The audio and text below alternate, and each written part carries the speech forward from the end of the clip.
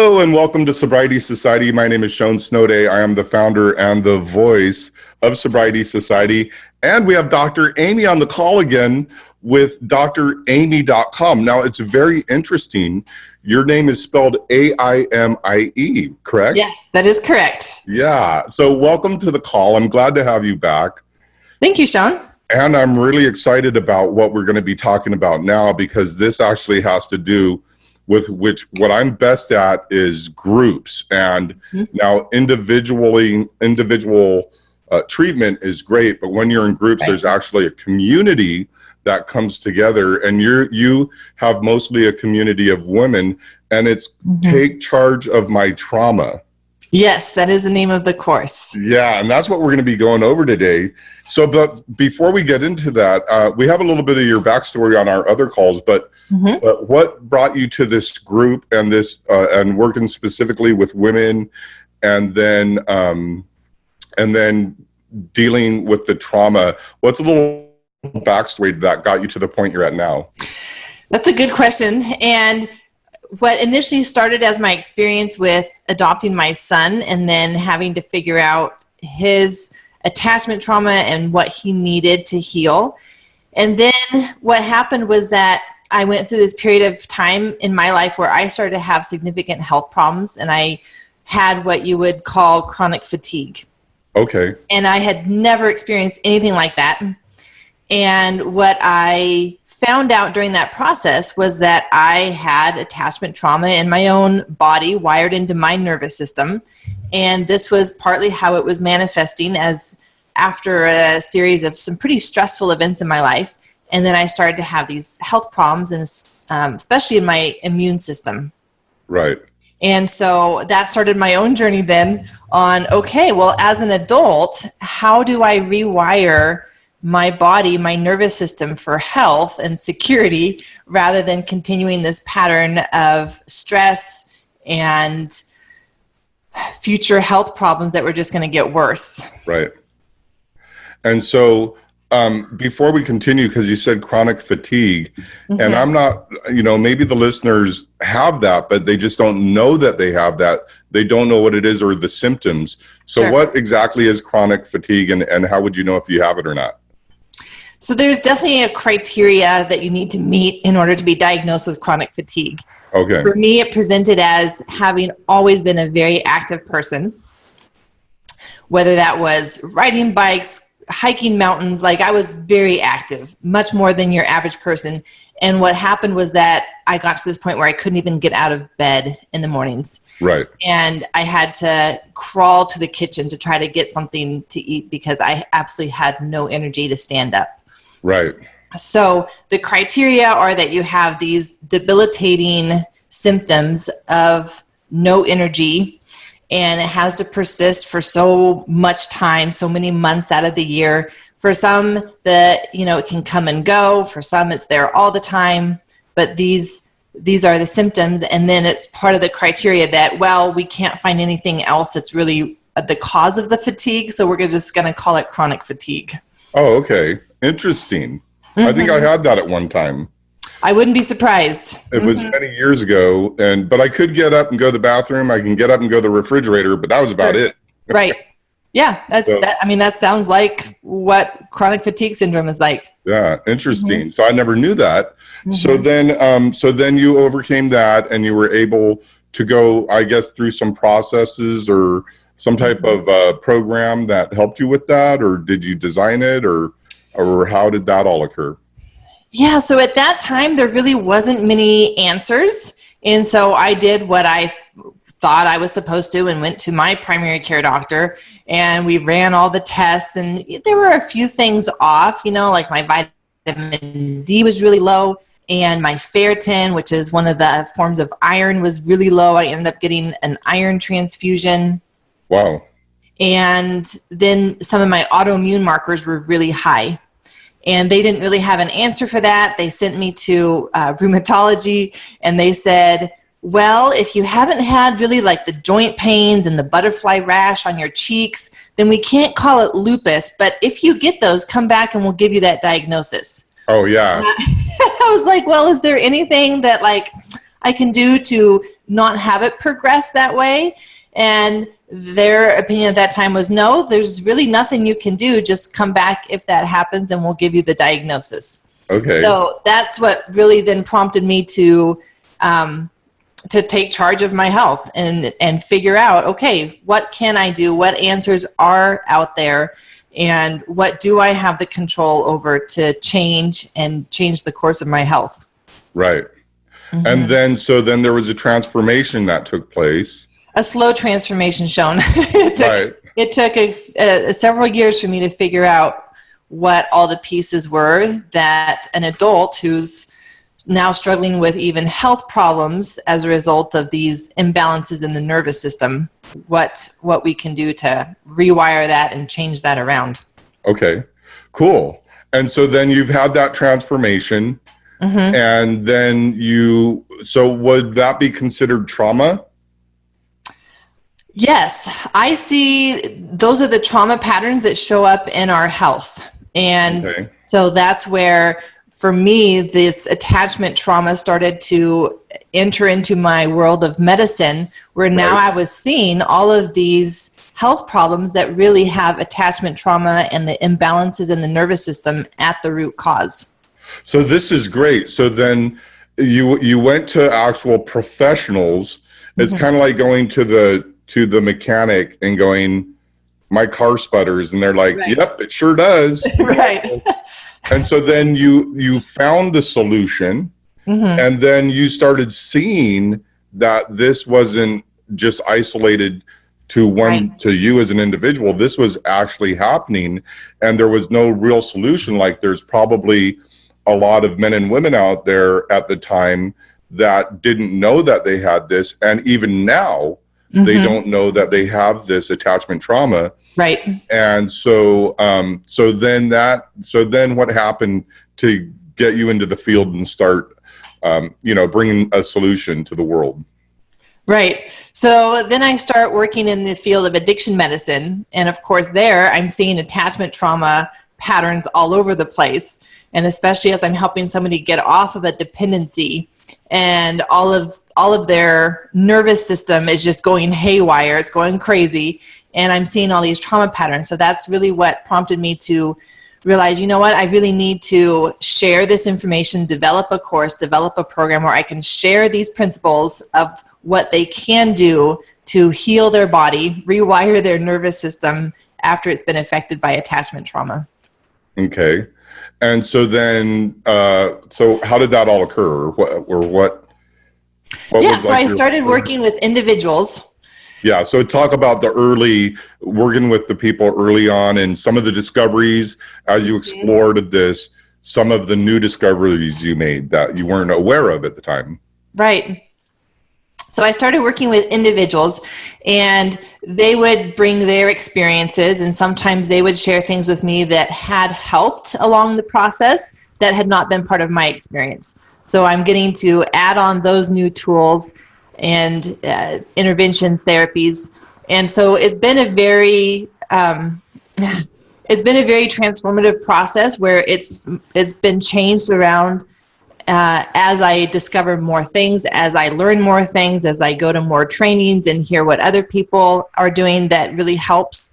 And so the latest has been incorporating a lot of the biochemical imbalances in that piece, and that's been huge. Even for me at this point, I'm starting to see new levels of energy and health by incorporating those biochemical pieces. So it's been still a process that is changing, but starting with the first people that started work with me and seeing them slowly be able to do life again, connect again with people that they didn't have energy to do, getting them back into work, getting them back into their life, their family, their social life was huge for them, obviously.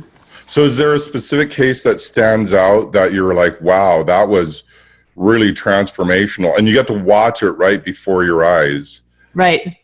Is there one that, and we don't want to say, any names, of course, but is there one that stands out where you can share a little bit about that? Yeah, there's been lots that have stood out, and one of the ones that are more recent, so it's on the top of my mind, is this lady who has recently been going through a divorce. And so that's usually what we see, where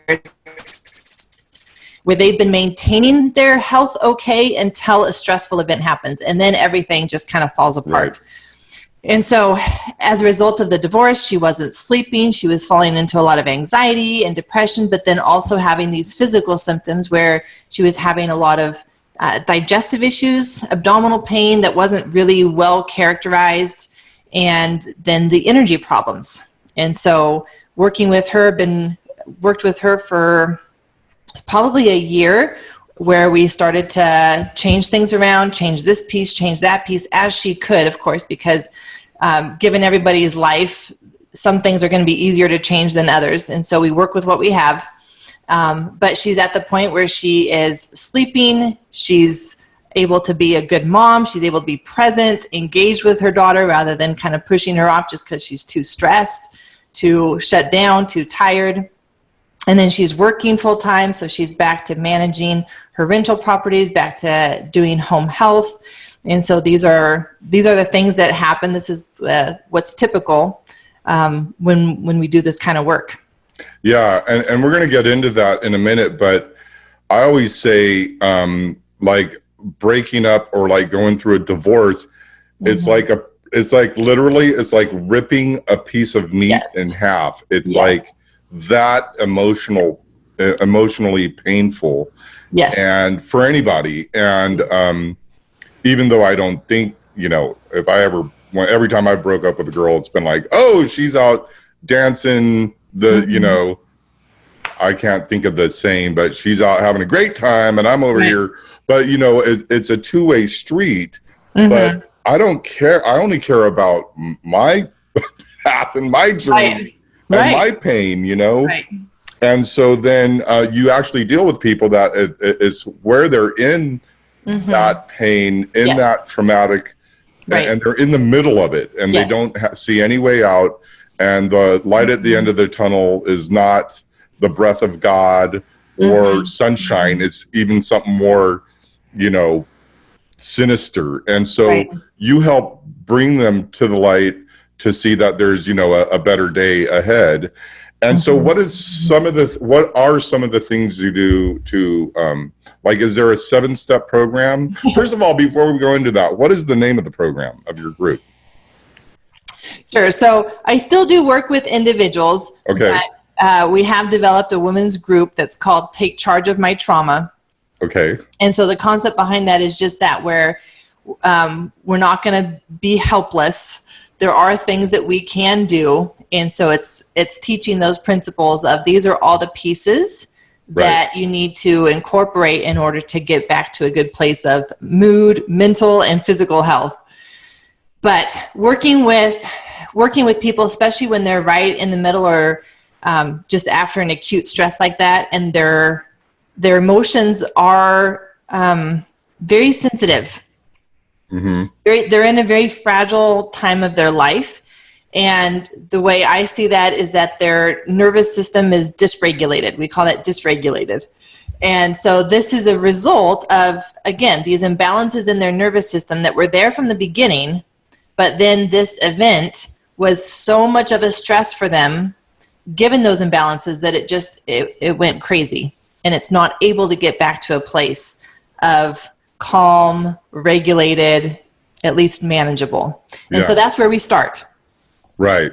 And so we start with learning those tools to regulate your nervous system and be able to bring it back to a place of calm, sense of safety, sense of I'm okay within a few minutes, so that then you're not living in that imbalance of your nervous system all day long, because that's really when you're going to start to have health problems, because your nervous system is connected to every other system in your body.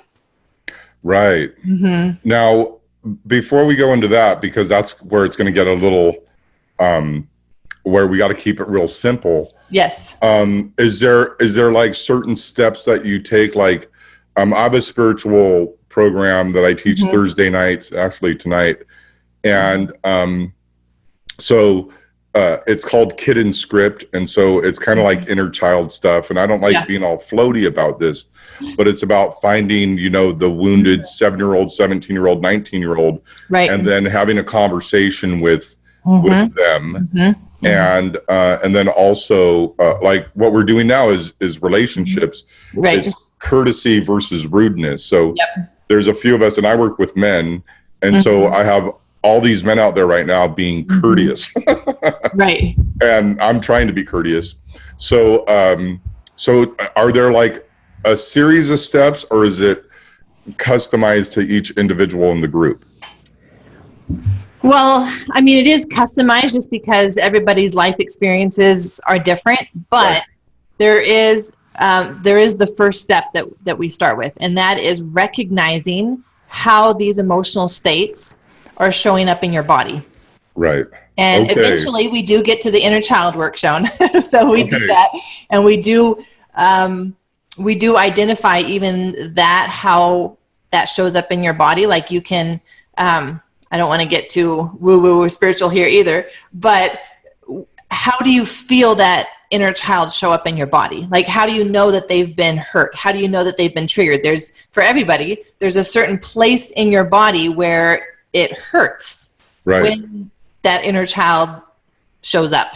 Right. So knowing that, being able to identify that so that you can work with it is the first step. And so I have that. Do you? Well, yeah, I mean, because I've been doing this for work for like decades.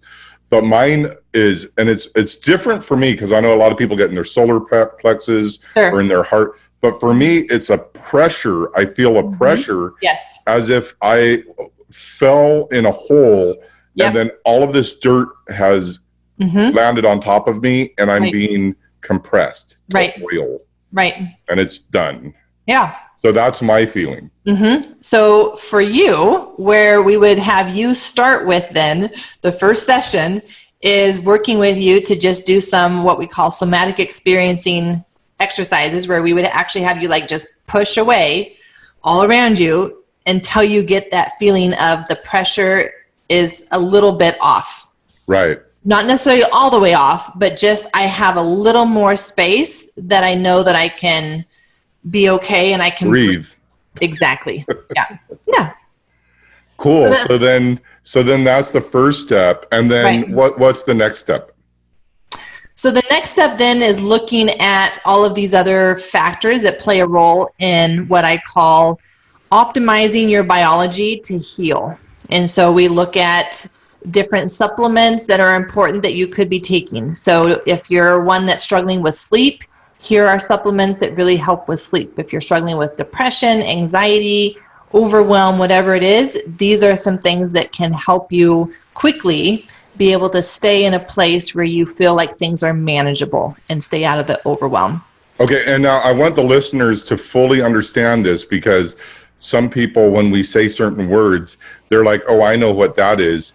Sure. And when you use the word supplement, you're not saying prescribed medication. Right. Of course, you're using a word that has to do with maybe chemicals that are naturally in your body anyhow, but maybe bringing the levels up. Exactly. Like for me, iron. I give blood to the San Diego Blood Bank, but I used to eat a lot of burritos, and so I had a lot of iron in my blood. I don't know what that was all about, but when I stopped eating them and I go, now when they prick my finger, I'm 1 point low on iron.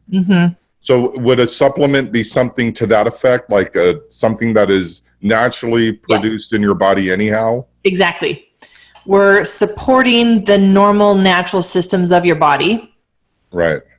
And so the reason I say that is that any of the women or men that want to join your group, we want them to know that, Dr. Aimie is a doctor and you can prescribe medicine, right? Yep. However, that's not what this group is about at this stage. At this stage, it's just exploring inner turmoil and trauma, and then getting your body naturally to a natural state of health through natural, I don't want to say homeopathic because I don't know what that means.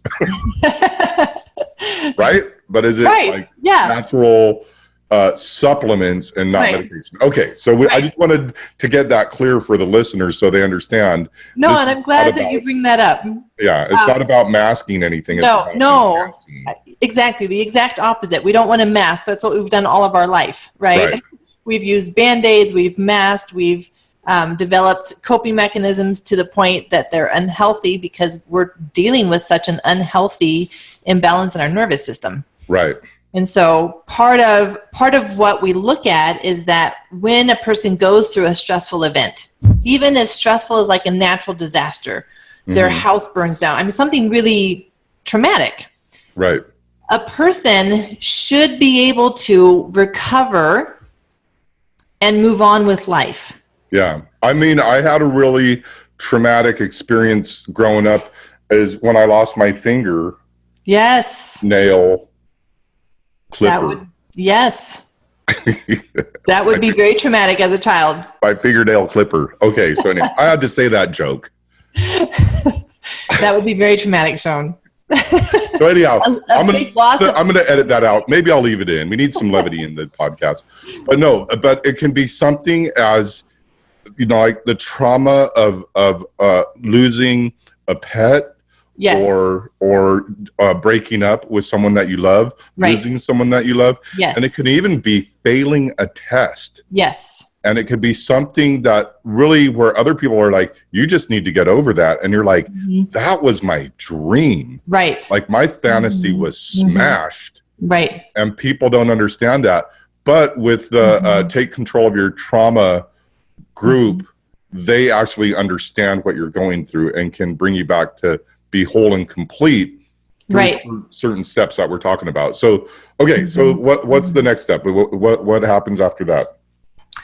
So then we look at things like exercise and movement and how that plays a role in recovering from trauma. Right. And And so that's how does huge. that work? How's the exercise? Because for me, I just joined, I have a personal trainer and I told the guy, don't hurt me, man. Right. I don't even want to be sore. Right. And I come home sore every day. course. So what is it like? Is it light exercise? What do you mean by exercise? Right. So again, it's customized because everybody's coming in with a different biology, Right. but we're going to support their biology with where it's at. So for some people, that's going to be not doing exercise, but focusing more on movement, on just moving throughout the day, stretching, doing very gentle things like yoga, but no exercise because their biology is already so stressed that exercise would just be an additional stress and it would put them in overwhelm again. Right. Is there a name for this step? Well, this would be step 3 in the workbook in our session. And what do you call that step 3? Well, it is really called exercise and movement for trauma. Okay. Good. Yep. And so we're looking at, for some people, their nervous system is at the point where it needs to move and it almost has too much energy and it's disorganized energy. And so for them, no, we're telling them, okay, this is the type of exercise program that you need where you're getting out that energy. You're moving a lot. You're doing harder exercise.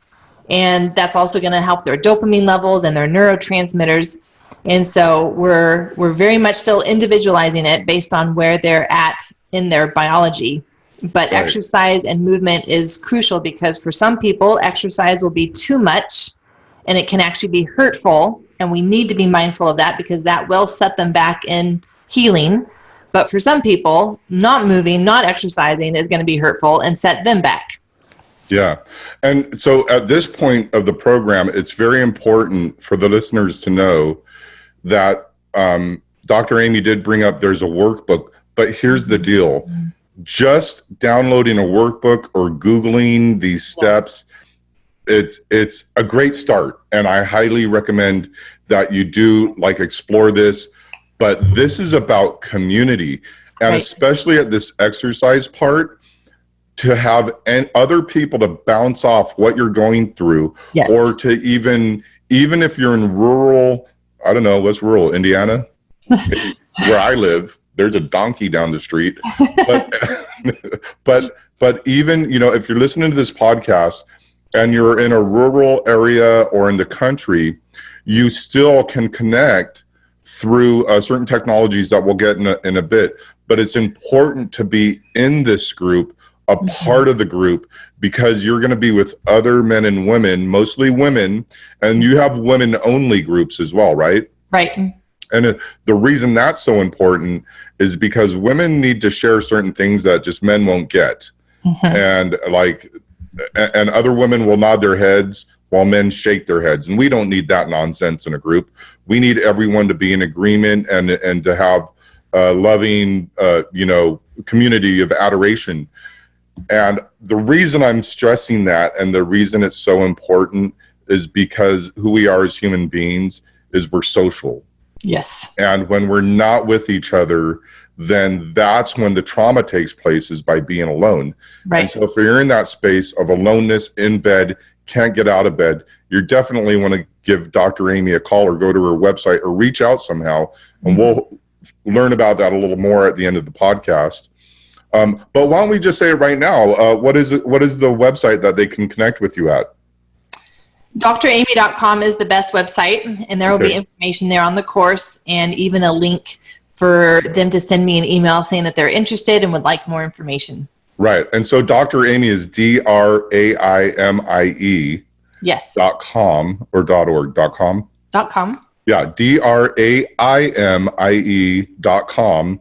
So then with the exercise, and of course there's going to be certain individuals that their age may affect them. They may be younger, or they may be older, right, or they may have had to where they're physically challenged, yes, to where, maybe the best they can do is walk in a swimming pool. Right. Or a swimming hole if you're in Indiana. So that's where my mom's from. So, so then after step 3 and the exercise, and when they get in community and they learn certain techniques and how to not hurt themselves, number one, right, and how to maybe become a little sore if they want to really go to that point, but how to just release a lot of the inner, what are they called, the gases in your body? What are those called? Gases, toxins, endorphins, all of those are part of the exercise process. Okay, yeah, and to release those and have the supplements actually supplement, right? Yep. Then the healing starts to take place. Right. So this is awesome. Yeah, and that really is, like, when we can support the body, it will heal itself. Yeah. And so most of this work is figuring out, how is my body, where in my biology is there a block? Is there an obstacle? Is it not flowing? Is there an imbalance that we can support that, fix that?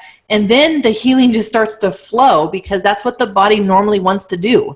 And for some reason, it's been overwhelmed. Our system has been overwhelmed and hasn't been able to heal itself. And so another important point to point out right now is that it is a process. It doesn't happen overnight. And the reason, again, to be in a group is so you have this support. So in the early stages, before you get to where your body heals itself, you have to go through the trauma to get to the healing. Right. And one of the things I say, as in addiction recovery industry, is the first thing you need to do to get sober is you need to get drunk, right? Like, I've never ever seen anyone get sober that hasn't been drunk. But the first thing you need to do to heal from trauma is go through the trauma, and then go through this process. And then, like a butterfly, you have to go through that metamorphosis of the caterpillar and the pain of coming out of the chrysalis. Wow, I can't believe I remember that word. But the pain of going through the chrysalis to becoming the butterfly, to where you can pollinate the planet with your love in the group and all that. Then we get all fluttery, and I'm a guy, so I don't want to I'll start crying. So, so with that being said, once they're through the exercise part, then what's the next step?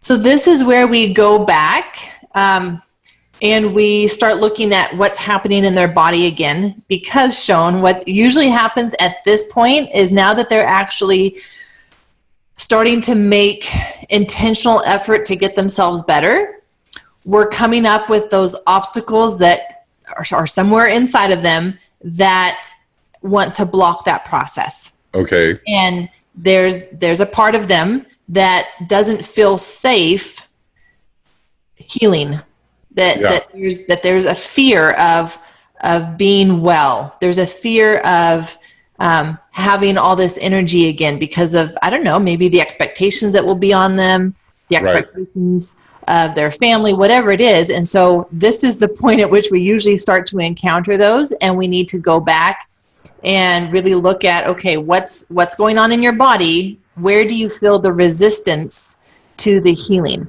And so this is where we talk about triggers and the freeze response.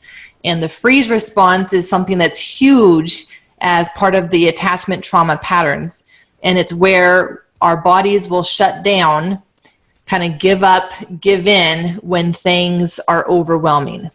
So do we want to talk about the freeze response?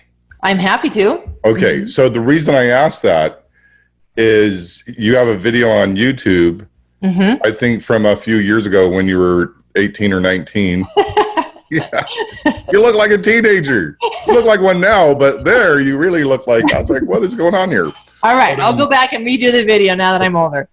No. It's fine. But it was really interesting and it was really detailed. And I just want to say this for the listeners is what we're about to talk about. There's a YouTube video. You can YouTube DrAimie freeze response, most likely, and it'll come up. Yeah. But the comments in the video had to do with women saying why they went back to their abuser. Right. Until they understood what we're about to talk about. And that's very important. And I don't know if it was you who I was talking about.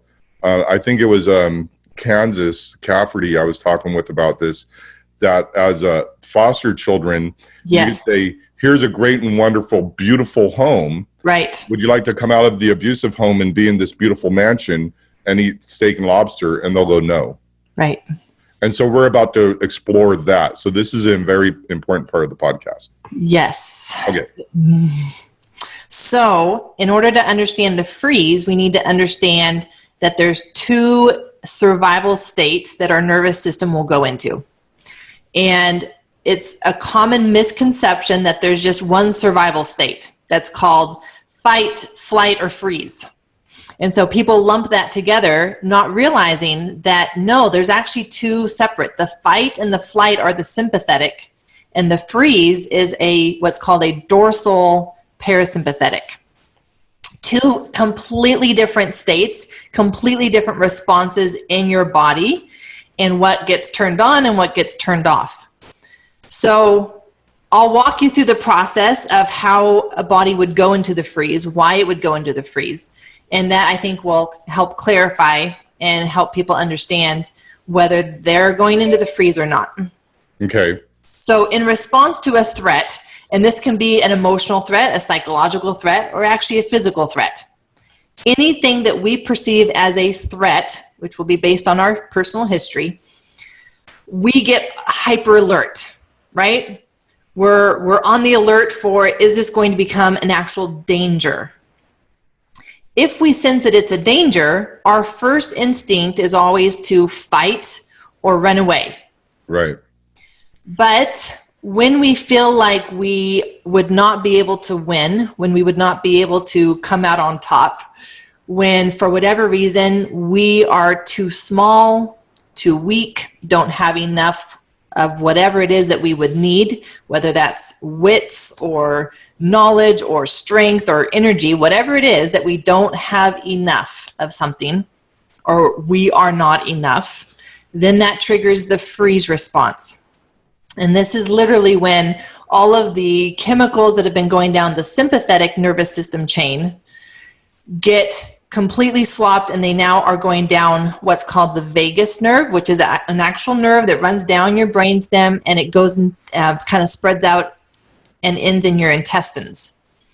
And this is the nerve that usually is helping you breathe and help your heartbeat, help your intestines work. It's helping make sure that you are making acid in your stomach, like it's making everything work. And when the freeze response is triggered, it just kind of shuts everything down. and it's almost like you just give up, where you just don't care anymore what they do to you. You don't care what else happens to you in life, because you've reached your max and you've just given up. Game over. Game over. I give in, I give up.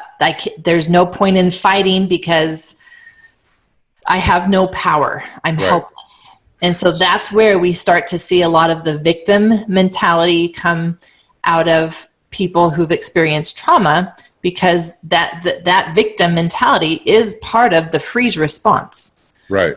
And the thing is, we kind of, I mean, the visual I was getting is like when a dog, the alertness is when a dog's ears go up. Yes, exactly. It's like, hey, there's something about to go down. Right. Don't know what it is. Don't know what it is. But either I'm going to bite you. Right. I'm going to run away. But if you dominate me. Yes. And I can't move. Right. Then I'm just going to go dormant. Exactly. And I'm not even playing dead. Right. They know I'm not dead. Right. But now I'm just helpless. Right. And in that state is where you can help people, especially when they're in that state. You can help the people that may be in that state right now and are just realizing that, are going, I really need to reach out to Dr. Aimie about this. And then go through these steps that we've talked about up to here. And so what's the other factor, I guess the word would be? Right. So actually what we do is we start working with that freeze response. And there's usually a lot of fear around that freeze response because it can be uncomfortable. It's not always comfortable to go to this place where do whatever you want to me, hurt me however you want to hurt me, because I don't really feel anything right now. I'm just kind of living life in a daze, right? Were you saying there's two ways that it shows up, the freeze response? One way is where you go to this state that we're talking about right now. Is there another state that you can go to? Well, what often happens is that when people are wired to naturally go into the freeze response in response to even just a threat, because it becomes like this highway where now just with a threat, their system already goes into the freeze response. It's been programmed to do that. And so they hover kind of in this place where they're trying to fight the freeze. And so it's almost like we talk about the freeze is right underneath the surface. But in order to try to stay out of that freeze, they have to keep themselves like hyped up, almost like caffeinated. And it's like this disorganized energy a bit where they're trying to keep their system from going into that freeze. Right. And so when we start working with this, the freeze response usually comes right up because it's right under the surface. Right. And it's interesting because I have a saying that says that was, and I don't know if this is in line with that, but it's like, I'm depressed. I shouldn't be depressed. Right. So I'm not going to feel depressed, which makes me depressed. Yes. And so this is like, okay, there's some underlying thing. Yes. I know it's there. Right. But I'm just going to ignore it and it will go away, which makes it stay. Yes. And one of the axioms that we say is that which we resist persists. Yes. Okay. So the one is going to be that we actually go to a helpless state. The other one is we hover over the, and I have some words there, but they're from heavy metal songs. So we'll just, but you know, it's like an evil. It's like an unnecessary evil. Yes. And one way to think of it is with the freeze, you do feel powerless and helpless. Yeah. And so when you're a person who always feels that right underneath the surface, you're probably going to be one who overdoes it and is kind of more controlling in order to try to not feel that helpless and powerless. Yeah. Wow. Okay. So now that we're stuck.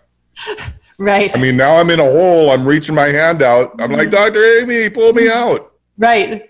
But here's the difference because, and I want this to, you know, the listeners to know this, Dr. Aimie isn't one that really is going to pull you out of there because that's not how this works. No. Dr. Amy's been there. She's going to jump in the hole with you and be there. And I'm going to show you how to climb out. And show you how to climb out. And that's the difference between a lot of the other therapies and modalities out there and what's happening here is you're dealing with someone that's actually been there, done that, lost the shirt, and knows the way out. Okay. So what's the next step? So the next step, are we done with the freeze, or is there more that we need to know about it? I think that that's probably a good enough description to help people understand, right, and maybe get some clarity on whether they spend a lot of time in the freeze or not. Right. So the helpless and powerless, or the hovering over the unnecessary evil. Right. Okay. Right. And one of the videos that I did was also sharing my experience with over-exercising in order to try to stay out of the freeze. Uh-oh. So that would be another way in which people can tend to try to stay out of the freeze when they're just hovering. I've never done that. Right? We can't relate on that part.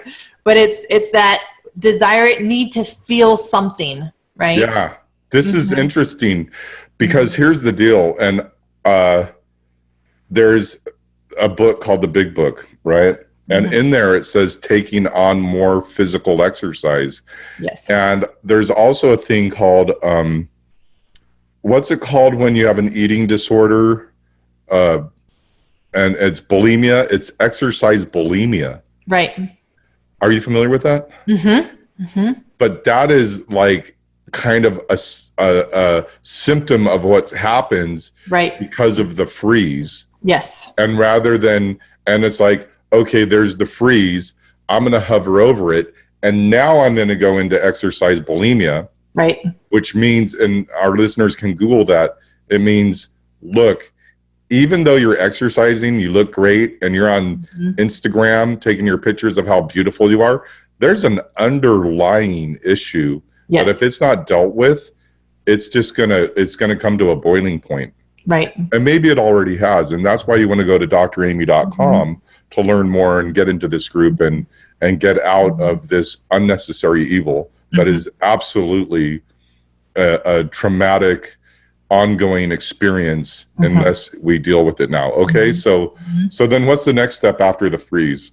So the next step is looking at how long has this been showing up in your life, and in what ways has it showed up in your life? So we take a step back and we look at, we do a timeline of both your health along with different traumatic events in your life, or maybe you wouldn't consider them traumatic, but major, big moves. Did you move houses, move across the country, have to switch schools? Did you, lose a pet, whatever it is, but we correlate this with your mood, your health. And so we're able to look back and see, oh my goodness, like you're right. I've been struggling with this hovering over the freeze since childhood. Okay. Right. Well, now that makes a big difference, knowing how to move forward and what are the therapies then that we need to work on based on your specific timeline of how long this has been going on and how it showed up.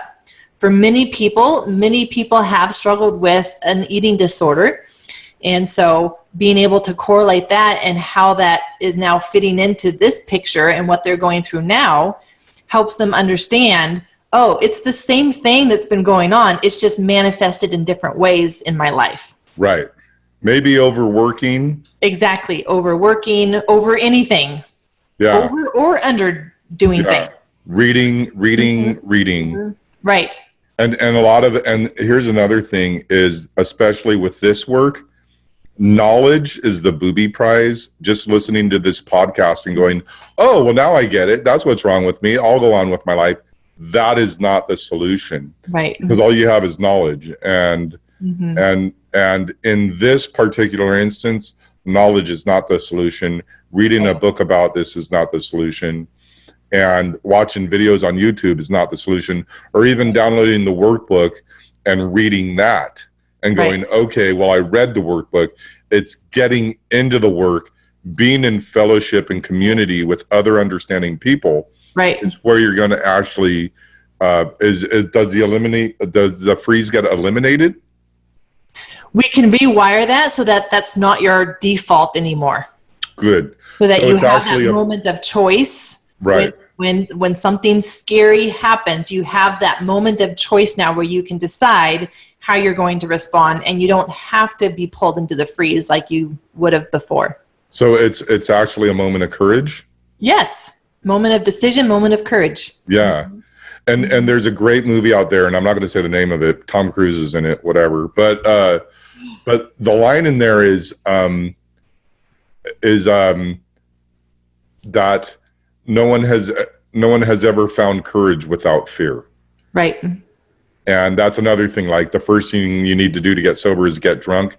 Is the first thing you need to do to have courage is to acknowledge the fear. Yes. And once you acknowledge that and you have the tools that Dr. Aimie teaches in Take Care of Your Trauma, is to find the process.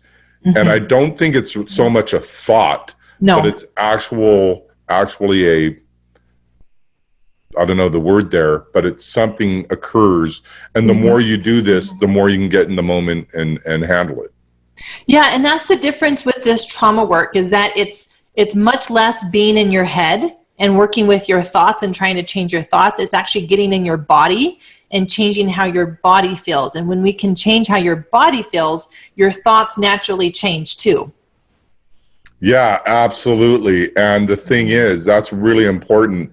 And especially, and I know that this is an international podcast and people listen to it all over the world, but in the culture here in America, that women, it's like, okay, we're going to, like, I'm not going to go there. I will go there. But there was a time in the 90s where, like, Vogue and Yves Saint Laurent and all of these top model agencies had what was called the heroine look. And it was like these really skinny models. Very skinny. And so as a culture, it's almost shaming women on their physical. And this is actually, celebrating the physical. Yes. And saying, hey, look, this is not just the shape, but this is the expression of my body. And I'm going to express it fully and experience life fully. And again, when it comes to thinking, one of the things my spiritual teacher says, and I know I bring a lot of spiritual stuff in this podcast, but it's kind of almost impossible to ignore, is I think I have a problem. He says you only have two problems. One is you think you have a problem, and the second thing is you think you could do something about it. Right? And so when you take care of the first one, the second one goes away. So in this context, if you think you have a problem, that's not it. Right. Physically, there is a issue and there is a misconception of what's going on. And when you do this work and you realize there's something physically, there's a physiological correction that you can experience, then all of the thinking goes away. Exactly. And so does the problem. Right. I can't believe I just said that. That was profound, Sean. So cool. And so then is that the end of it, or are there more steps to go through? There are more steps to go to, because now we've just worked on understanding the patterns that are in our nervous system and worked to optimize their ability to heal. So now we actually need to heal and rewire those. And that's really where the group comes into importance, as well as our relationship with others. So now we start getting really practical, and we're taking this out to our relationships and taking those moments of courage to choose to do differently, choose to respond differently, choose to speak up when maybe we haven't been speaking up.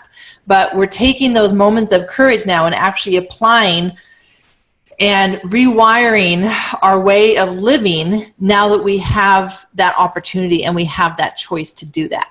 Right. And the thing is, again, it sounds like, finding your voice. And especially for women, I'm not saying that this is finding like your voice, but I mean that it's finding how to express yourself in a healthy way, where you're communicating powerfully, you're getting your point across.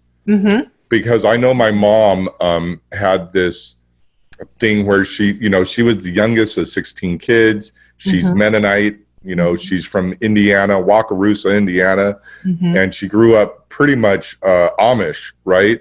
Yep. Do I look Amish? But anyhow. So the thing is that being the youngest and being a girl in a huge family growing up on a farm, right? It was not only was it hard to get like you were fighting for the plate of food, yes, right? But also to be heard. To have a voice. She grew up not being heard. Right. So when she started to find her voice, yes, she initially didn't know how to handle it. Right. And it came out with a big F you and you're a ding dong, exactly. Right? It kind of swings the other way. Yeah. The other extreme. So what you learn here in this group is how to express yourself in a healthy way. In a healthy way. Powerfully with tolerance, patience, and kindness, right? Yes. Yep.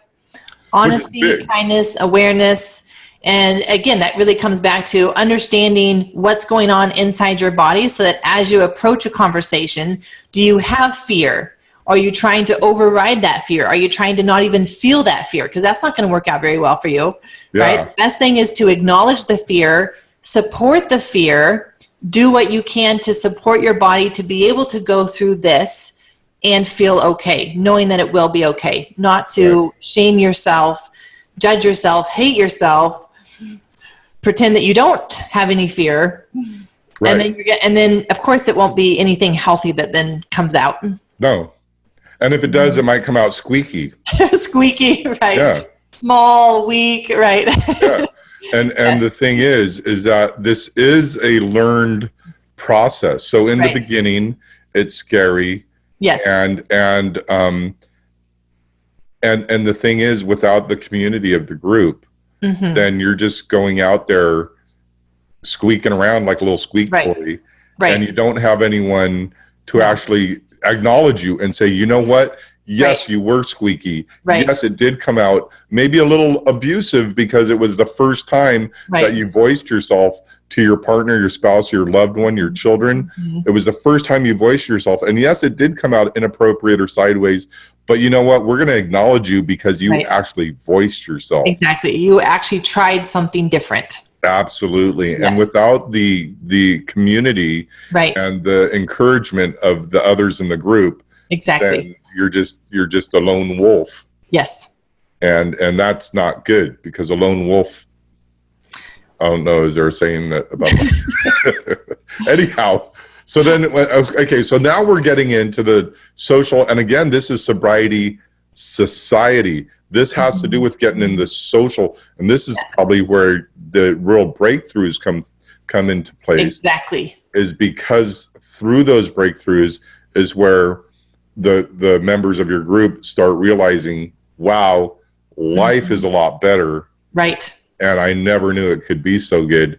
And it's where your fantasies are smashed and your dreams start to become a reality.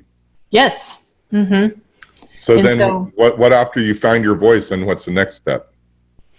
Well, then we actually work on stabilizing, optimizing your relationship with yourself. Right. So your view of yourself, your relationship with yourself, your self-talk, because that is often by itself enough to put us in a negative emotional state. Right. And by the way, if you're listening to the podcast and you say to yourself, I don't have any self-talk, that's the self-talk we're talking about. Exactly. That exactly is it right there. Okay. So then, and so what would be like a form of self-talk? Is it positive or negative? It can be either. Yeah. Okay.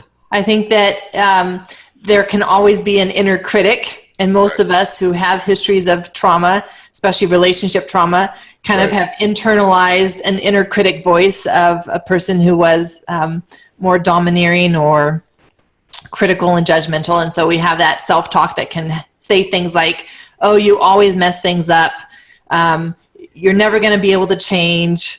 Right. You're not good enough. That's not safe. Stay small, whatever the negative self-talk is. Now, also, what can appear to be a positive self-talk is actually negative, And it could be something Right. to this effect: I'm the greatest in the world. There's no one better than me. I'm not talking about any individual, but Right. you guys know who I'm talking about. But you know, thinking, you know, what's the word where you just think about yourself and you think you're so amazing? What's that word? Are you thinking of the narcissist?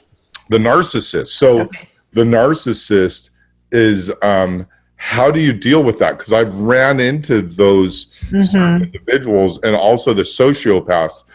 And so sociopath sounded like such a horrible word, but it's just someone that they can hurt your feelings. And it's not really their fault that they don't feel don't feel empathy. They don't even know, they don't even have that component. No awareness. So with that, how do you deal with that when it comes to like self-talk or with behaviors? So I would say that most narcissists and sociopaths don't come to work with me because my modality would not suit their view of themselves. Right. And they're too amazing to... Exactly. You know, they don't need help. Yeah. I'm perfect. I'm working with people who maybe live with those types of people. Absolutely, or have them in their family members. And so very similar to what you've just touched on is I work on helping them keep themselves safe. Right. We're not going to focus on trying to change the other person. Right. We're focusing on, okay, I understand that they have their own biology, they have their own stuff. I'm not going to try to fix them, but what do I need to do to keep myself safe in the process? Right. And not taking things personally per se, because a sociopath will say really hurtful things. Very hurtful things. And then what happens is I take it personally. Like they really meant that. And one of the things that we have, again, in the spiritual world is if you spot it, you got it. Right. So one of the things they say is only the error in me will see the error in you. So if I'm saying something evil or hurtful about an individual, that's truly how I feel about myself. Yeah, that's true. And you know how children say that, right? Yep. Can I share it with you? Yes. So this is how children say this principle. They say, I'm rubber, you're glue, whatever you say to me bounces off me and sticks to you. And that is the principle of that the women can use, and they can bring their little 7-year-old to light and let them use that on the sociopath or the abuser. I'm not saying the physical, I'm saying the verbal abuser, that when they're verbally abusing you just be rubber and they be glue, because they're really saying how they feel about themselves. About themselves, yes. And that is a very difficult thing to understand, especially when you've been in an abusive relationship for such a long time. So talking with other women in the group that have had that experience is the healing. Yes, is part of the healing. Yep. Yeah. Essential for the healing. Right. We don't heal from attachment trauma in isolation. Right. Ooh, there you go. That's a headline. Yeah. Okay, so then now we're in the social part, and so then we learn a little bit about how to communicate, and then what else would we learn there? So we just start practicing. We put it into practice, and that's where we've reached the end of our level 1 course. And we'll have the option of going on to level 2 course, where we take this to the whole new level. We spend a whole month looking at our relationship with ourselves, and then the whole second month looking at our relationship with other people, and just practicing it, supporting each other as we practice these new techniques and ways of communicating and living and showing up in life. Well, that sounds like another podcast because we're at the top of the hour right now. And if you were to say one thing, like to put this in a nutshell, or what one statement, because I think the best statement that I got out of this is you don't treat attachment trauma in isolation. Right. And that's not always obvious, because especially with someone that's in bed and can't get out of bed, that's the solution. And you can't tell me that there's a better way than this, because this is what I've been doing for years. Right. And what we want you to know is, you can go out there and fly a kite and experience nature, or go to a concert. You don't have to be there stuck in bed by yourself in isolation. There are other people to jump in the hole and help you out. And you can find them at DrAimie, that's DrAimie.com. So how would you say this in a nutshell? I would say that there's hope. There is hope that there is more that we can do to help your system heal, and both with physical health, with mental health, that we can do a lot to change things, change those patterns. You're not stuck with those patterns that you've had your whole life. Yeah. And that's one thing. And here's, and I want to end this with you're saying patterns and I say blueprint, but I'll say pattern. This is a series 1 of like a 3-part series. And so remember that at this point, you're now in the social part of this world. Right. And your pattern has shifted, but now you're at a different pattern. Right. And that's what the modules 2 and 3 go over, on how to have transformation in your life. Now that you're in the social and you've found your voice and you're communicating powerfully, then what do we do next? And that's what's going to be on the next podcast, if you're willing to be on it. Let's do it. Okay, great. All right. Well, this is Shown with Sobriety Society with Dr. Aimie. And how would they find right now to learn more about this group? The website, DrAimie.com. And again, I spell my name Aimie. So that's DrAimie.com. Okay, great. And then also, there's going to be other ways to connect with her through email, and I'll put that up on the site so people can see that. And then we'll be on module 2 coming up shortly. So I want to thank you, Dr. Aimie, for being on the podcast, and then we'll prep for the next step. Okay? Thank you. Okay, thank you. Thanks for joining in on another episode of Sobriety Society, and your journey has only just begun. Head to sobrietysociety.org and apply to be a speaker on a future episode of the show, so your success can influence others to develop their business to not only prosper and grow, but to save more lives. We look forward to having you on the next episode of Sobriety Society, and we are sure to meet on the long road of recovery. Until then, take care, love others, and peace be still.